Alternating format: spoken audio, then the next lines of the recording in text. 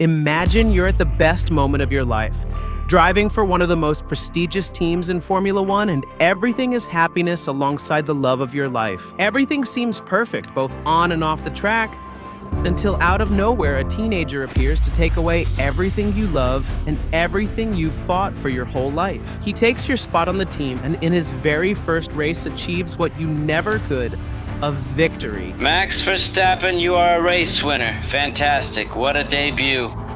Suddenly, both your personal and professional worlds start to fall apart. The blow is devastating, but even so, you find a new reason for hope when, together with the woman you love, you celebrate the birth of your first daughter. You feel like it's the beginning of a new chapter until fate decides to hit you even harder. Your relationship comes to an end, and as if that weren't enough, the same teenager who took your place in Formula One starts a relationship with your ex-girlfriend, forming a family with her and your daughter. If I told you this was the plot of a movie, you might think it's too cruel and dramatic to be real. But this is exactly what Daniil Kvyat went through, and that was just the beginning. Red Bull had given him a second season to prove he deserved that seat. Everything pointed to 2016 being his year. But what happened was the complete opposite. His goal was clear: to score podiums and maybe get his first victory. It didn't seem like an impossible task, but the big question was, could he do it? The answer came very quickly, and it was a devastating blow for the Russian. And if 2015 had been a disaster, did 2016 manage to overcome it? Once again, for the second year in a row, Kvyat couldn't even start the first race in Australia. Hey! There's a car stopped in the middle of the grid. It appears red, possibly Daniil Kvyat in the Ferrari. But in Bahrain, there was finally a break.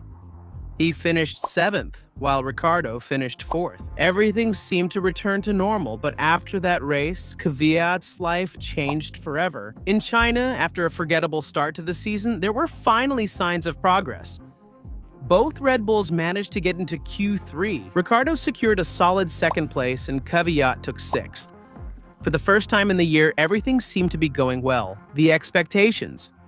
And if everything went according to plan, a double top 5 was possible. But when Sunday came, nothing went according to plan. Kvyat went from 6th to 3rd position in the first corner. He aggressively went on the inside, the Ferraris got stuck, and Vettel and Raikkonen ended up touching each other. The result, Kvyat 3rd and Vettel furious.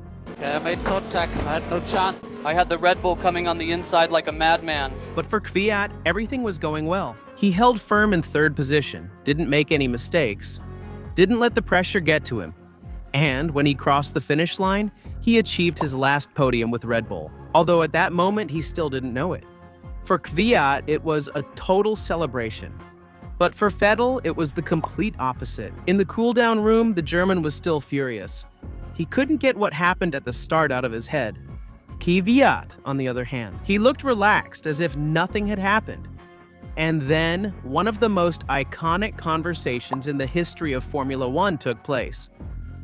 Lou! Asking what happened at the start. Didn't I go to the left? You crashed into us and we all got caught up in it. Well, I would say no. No. I had like a little torpedo. Without realizing it, Vettel had just given him the nickname that would follow him for the rest of his career. That day, Daniil Kvyat became the Torpedo. But what nobody expected was that in the next race, he would live up to his new nickname. Because what happened in China was nothing compared to what was about to come. If in China, Kvyat had caused chaos, what happened in Sochi was much worse. Red Bull already had a plan, but in this race, Kvyat gave them the perfect excuse to execute it. The Russian started 8th on the grid and once again made an aggressive start. But this time, he crossed the line. In the first corner, he hit the rear of Vettel's car. The German lost control, but he was still trying to save the situation. However, he didn't have time, because in the next corner, Kvyat hit him again. Vettel couldn't believe it. I'm out! Somebody hit me in the rear, in the second corner, and then hit me in the rear again. He touched me. For F's sake, honestly, what are we doing here? Yes, he hit him twice in the same lap.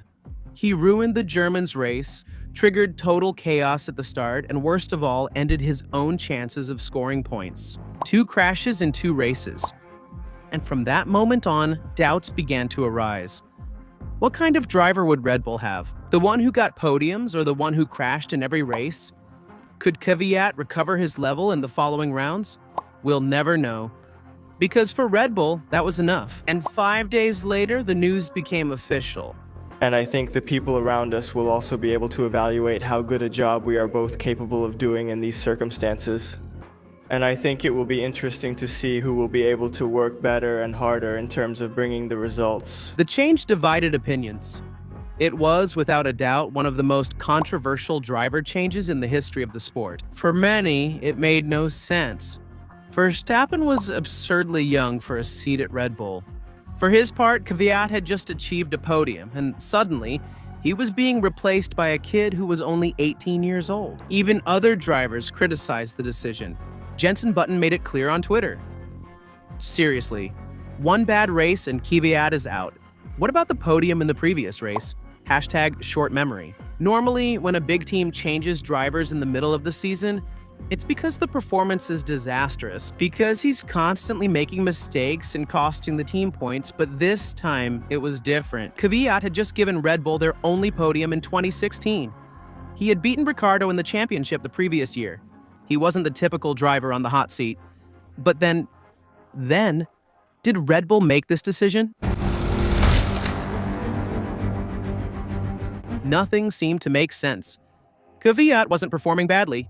Yes, he had made mistakes, but he was still getting the team's best results. However, that wasn't the problem. The reality was something else. It wasn't about Kvyat, it was about Max Verstappen.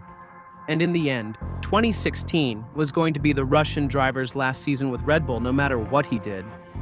The incident in Sochi was just the perfect excuse. In 2014, Mercedes tried. John Red Bull moved faster. They offered him better conditions and, most importantly, an immediate seat at Toro Rosso. What? What? New what? In the comments by the Scuderia. Max Verstappen, greetings, hello.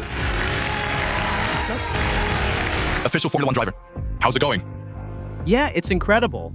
So that's how Verstappen became the youngest driver to debut in Formula 1 at just 17 years and 166 days old, during the Australian Grand Prix in 2015. Max Verstappen, another talented driver, Daniil Ricciardo! But his contract had a very important clause. If Red Bull didn't promote him to the main team in 2017, he would be free at the end of 2016 Ferrari. And Mercedes were already interested in signing him. So if Red Bull didn't make the change, Verstappen would end up on a rival team. But there was another key factor in the equation. Daniil Ricciardo. Yes, Kvyat had beaten him in points in 2015. But within Red Bull, Daniil was the chosen one. He beat Vettel in 2014. He had a stronger image for the brand, and his charisma made him ideal for Red Bull's marketing. Even after a bad 2015, the team was still betting on his talent. For Red Bull, Ricciardo was the present, and Verstappen was the future. The worst part of all is that Kvyat had just turned down an offer from Ferrari. A couple of Grands Prix before Verstappen's promotion, Ferrari offered him to replace Kimi Räikkönen. I just scored another podium for the team. It was different. And then at the time, I also had a proposal to race for Ferrari to replace Kimi at the time. And not many people knew about it, but that was what was going on behind the curtain. In his own words, turning down Ferrari and then being demoted by Red Bull was a very hard blow to process mentally. But there was still hope for Kvyat. After all, Verstappen was just a teenager. He had never competed in a big team before, and overnight he had all the pressure in the world on his shoulders. There was a real chance that he wouldn't be able to handle the situation. But what happened in the next race in Barcelona, it wasn't known yet, was Max Verstappen, but it sealed Daniil Kvyat's future forever. The Spanish Grand Prix was Verstappen's first race with Red Bull. There were doubts, criticism, and skepticism about whether he really deserved that seat. But in just one weekend, everything changed. Max Verstappen wins a Formula 1 Grand Prix wins the Spanish Grand Prix and is the youngest driver ever to win a Formula One World Championship Grand Prix. Max Verstappen became the youngest winner in Formula One history. At just 18 years and 226 days old, he achieved what seemed impossible, winning in his first race with Red Bull. A practically unreachable record and something that Kvyat could never achieve. With that victory, Helmut Marko and Christian Horner confirmed that they had made the right decision. And while Verstappen added 6 more podiums in the season, Kvyat only managed to score points on 3 occasions after his demotion. But this was only part of the tragedy that Daniil Kvyat experienced, because what he went through was much worse. So watch this video and discover the full story of the driver who lost absolutely everything.